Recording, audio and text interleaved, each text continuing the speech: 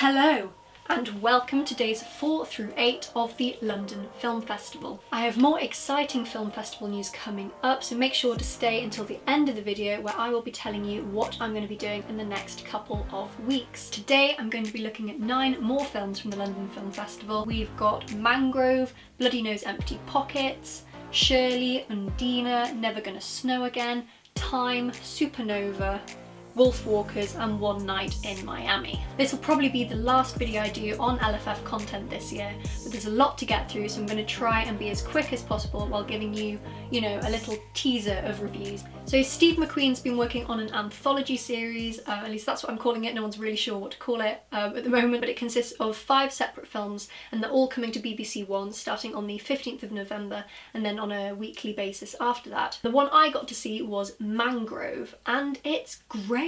There's such a vibrancy and attention to detail, and you really feel like you're in 1970s London, which is where it's set, in kind of Notting Hill area, and it's based on the true story of the Mangrove 9 who clashed with Metropolitan Police in the 1970s following a series of racist assaults, raids and incarcerations. It gives you the backstory and the follow-up to that, and it also shows you the court cases later on. Letitia Wright is probably the standout for me in this. She's absolutely phenomenal and the rest of the cast is absolutely fantastic. The direction is so competent. It's just, it's so nice to see Steve McQueen creating again. I don't have a whole lot to say on this film other than watch it. I'm giving Mangrove an 8 out of 10, and remember you can catch it on BBC One on the 15th of November. My second film was Bloody Nose Empty Pockets, a documentary about a bar off the Vegas Strip that acts as a home from home and sometimes a literal home to its residents, and Bloody Nose Empty Pockets documents the last day before the bar shuts down for good. Now this film wasn't for me. I got too much secondhand embarrassment from it, and at first I thought it was a documentary through and through, and I thought it was a bit exploitative with its subject matter in terms of filming a load of drunk boomers being really sad, and ethically I found that quite uncomfortable viewing. But then it turns out it's a partially staged documentary, and then I felt even more cheated. Just don't masquerade as one thing and be another, you know? One dude was like dressed as a minion. I'm not sure if that was intentional or not, but that was something. It was just desperately sad. It was a really sad watch, and I just didn't enjoy it. Are drinks free in America? Because I never saw any money exchanging hands, and it's like, well, this is probably why it's shutting down. It's not profitable. I'm giving Bloody Nose Empty Pockets a 4 out of 10. I saw a lot of people liking this one. There's like a group of us who are all doing LFF at the moment on Letterboxd, which is really lovely, and a lot of the people I follow gave it 4 stars, 4.5 stars, so it's definitely a preference thing, this one. Now my third film was Shirley, which has been out in the US for a while, but it's new to the UK, directed by Josephine Decker. It's an interesting hybrid that's 1 part biography and 1 part surreal thriller. Famous horror writer Shirley Jackson is struggling with her new book when her husband decides to take in a young couple. She soon begins to find inspiration in their strange, often complex relationships and dynamics. Now I much preferred this to Madeline's Madeline, Josephine Decker's older film. I really wasn't a fan of that, as my Letterboxd review will attest. I feel that Shirley is, you can definitely tell it's from the same director, but I feel it's much more mature and less self-indulgent. Now the thing that makes Shirley a potentially great film is definitely the sound design. The cinematography and the costuming are both lovely as well, but the sound design is honestly, it's unnerving, it's anxiety inducing, and it's just, with earphones in, it's just surround sound. You don't always know what's real and what's not, and it likes to play on that kind of fear.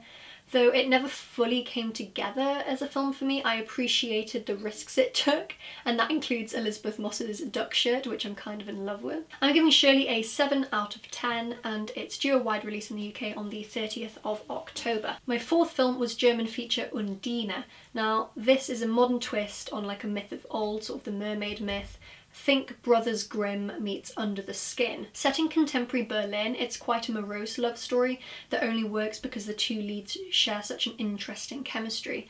The way it sort of oscillates between this almost dull mundanity and then dark myth makes for some quite interesting and surreal viewing. It's a weird film, but I took that more as a positive than as a negative, but I accept that it absolutely won't be for everyone. I'm giving Undine an 8 out of 10. Film number 5 is Polish comedy Never Gonna Snow Again. Xenia, portrayed by Alec Utkoff, who you'll likely know from Stranger Things first and foremost, is a Ukrainian immigrant working as a masseur, I'm pronouncing that wrong, but he gives massages to people in Poland in a wealthy gated community. And it's kind of little boxes filled with ticky-tacky kind of vibes, you know, you have these fantastic shots of all these houses looking exactly the same, and all the residents adore Xenia because why wouldn't they? This is an example of a film where I can say with complete and utter confidence I have no idea what happened, but I absolutely loved it. My notes are just littered with instances and moments that were just so gleeful, and it's this kind of humour that doesn't need to offend and it doesn't need to be crass. It's just outlandish and wonderfully so. Tarantino would go feral for this film given all the foot massages that go on. The music wavers between this Doctor Who-esque warbling and like aching classical, and it's really, really beautifully interwoven. The visuals were often kind of haunting and there were very strong Andrei Tarkovsky vibes. The whole thing was just unexpectedly different. There were so many fun moments that I could pull out and discuss, but I don't want to spoil them. It's a case of the less you know, the better almost, but I'm desperate to watch this one again. I'm giving Never Gonna Snow Again a 9 out of 10. My 6th film was documentary Time. I watched this straight after Never Gonna Snow Again because unfortunately that's just the nature of a busy schedule. And I was still kind of reeling from that film, so I think my brain was a bit fried and not really processing this as it should have been, so take this review with a little pinch of salt. It's a documentary that sees a family fighting for the release of the father following a 60-year prison sentence for a robbery. What this does do really well is ground ideas of systematic racism within a personal story. Fox Rich fighting to get Rob, her husband, back, whilst also raising a family. It's a battle that takes 20 years, which is a mad amount of time to try and compute, and I think the film does a really good job of dealing with that. It splices old black and white home footage with newer footage, some of which is really quite lovely, in a kind of non-linear account of events. Now, I thoroughly recommend that everyone watch the 13th Ava's documentary because it looks at the American prison system from a more historic political perspective. I feel it probably fills in the gaps left by time in terms of making you appreciate just how messed up the prison system is in America when it comes to the wrongful incarceration of African Americans, both historically and geographically. It's a vital watch. Now, I'm giving Time a 6 out of 10, but it's definitely one I want to revisit and that rating may change. Film number 7 was another one I was hotly anticipating, and it is Supernova. When I first heard about this film, I was like, jackpot! Colin Firth and Stanley Tucci playing partners, touring the Lake District in a camper van. Amazing. I grew up in the Lake District. It's proper home from home for me. I absolutely love it there, and this film is like a beautiful love letter to the area, and I really appreciated that from it. It's a love letter to the landscapes, the rich golden light of autumn, and the crisp air and starry skies. Now, the evil twist of the story is that Stanley Tucci's character Tuska has early onset dementia, and this holiday is kind of intended as one last hurrah before things start getting really bad. I won't lie to you, this is a weepy one, folks. If you don't cry, I'd seriously reevaluate your ability to empathise. Is it emotionally manipulative? Potentially. And it reminded me quite a lot of Paddleton in terms of its kind of plot beats, which is also a fantastic film. That's not degrading it in any way, but they're both incredibly hard-hitting films. Firth and Tucci give exceptional performances in this, especially Firth. It's one that really gets you. I went into the lounge after watching this, kind of tears streaming down my face, and Dad was like, "It's not real, it's not real." I'm like, well, they're real to me, and that's just indicative of how amazing their performances were. Some of the lines in the script are also wonderful and just really nuanced. At one point, Tucci quotes G.K. Chesterton, We will not starve for lack of wonders, but for lack of wonder. And out of context, you'd be like, oh, it's that kind of film. But even that moment is dealt with so beautifully, and it's sort of almost brushed off and taken in its stride. I'm giving Supernova an 8 out of 10, and it's due a wide release on the 20th of November. Film number 8 was Wolfwalkers. Now this wasn't just an anticipated film of the festival, this is one of my most anticipated films of 2020. I absolutely adore this production company, Cartoon Saloon. I think they're producing some of the best animated work right now. This is the third film that deals in Irish folklore. Go and watch Song of the Sea and Secret of Kells if you haven't already. I've got a cheeky little Song of the Sea poster up here. I love it, it's fantastic. Set in the 17th century, a hunter, voiced by Sean Bean, and his daughter Robin travel to Ireland to help eradicate the last wolf pack. But there, Robin's life collides with Maves, a young wild girl living out in the forest, and she's introduced to the world of the Wolfwalkers. It's clearly very grounded in the folklore of old, and in that respect it's definitely a children's film, but it also manages to tap into contemporary environmental issues too. Comparisons have already been made to the likes of Ghibli's Princess Mononoke, and whilst that's clearly there on the fringes, Wolfwalkers is still entirely its own thing. It probably reminded me more of Brother Bear than anything else, oddly enough. I also love Brother Bear, so I feel like we're finally finding our way back to good animation after a handful of years of kind of iffy commercial ventures.